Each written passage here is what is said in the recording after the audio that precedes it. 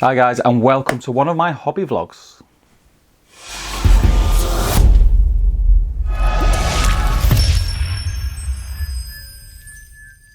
Hi guys, how are we doing? I hope you're all well.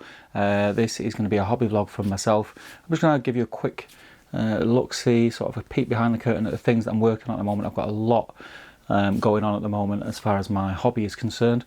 I'm at home, we're all on lockdown, so yeah, there's lots and lots of stuff going on. So I think without further ado, let's just jump straight in. So first off guys, I'll come to one of the projects that I've been doing on and off, and you will see a video for this very soon. We're almost there, as you can see. It's the display board for my Dunlending army, which is another project I've been working on, and I'll show you those miniatures in a second. But yeah, this is the display board. It's basically, I think it's a 24-inch by 16-inch, I think it is, picture frame that I've flipped reverse onto the MDF side, removed the glass, fixed the MDF in place, taped off the framework, and I'm going to do like a little sort of diorama on it, and it's just going to be to display my Dunlending army, which I've put a lot of time and effort into painting, and I can pop it on the shelf and take it to events and things like that. Got a little burnt out Rohan house which I've been working on with some debris inside. As you can see, we're at the stage now just before flocking. So I'll probably get that done. This will probably be finished later on today or tomorrow at the very latest, and then I can finish off the how-to video. So this is my Dunlending display board. So as we can see, I'm going for some really funky shots here. It's just the easiest way to film rather than moving everything around and putting it on the desk. So apologies for the weird shots. This is my Dunlending army thus far. I've still got a couple of miniatures and blisters to go at, but really enjoying it. I started off sort of really thick and fast painting these. I got quite a lot done in a short space of time, and then I got a bit bored of painting browns, as you can imagine. So what I've started to do then is the ones that are left, I'm kind of squeezing in little bits in between other projects. So what I'll do is I'll get the camera a little bit closer, and we can talk about what I've done.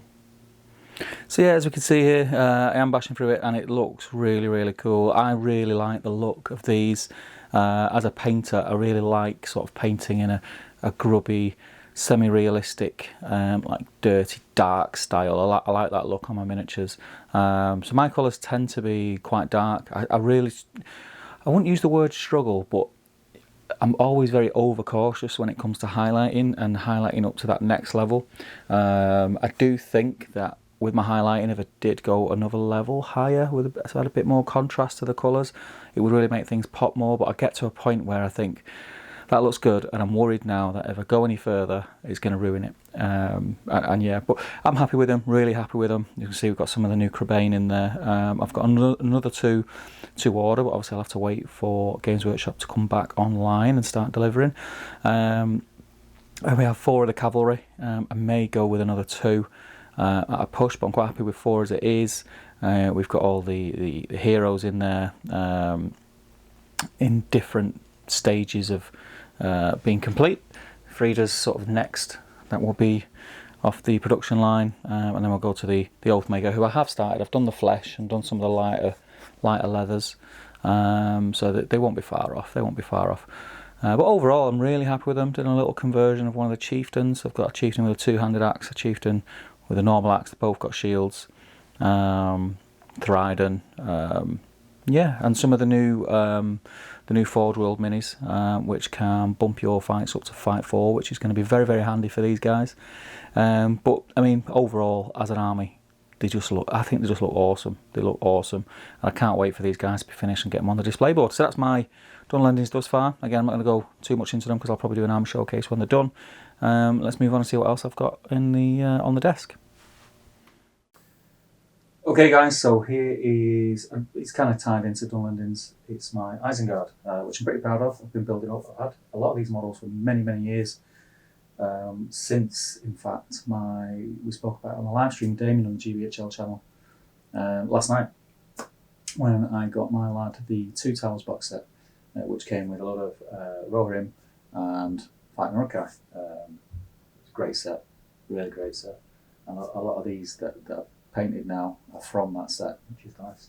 But yeah, got some scouts, got a lot of heroes. Shark, who's done different interpretations of Saruman foot and mounted.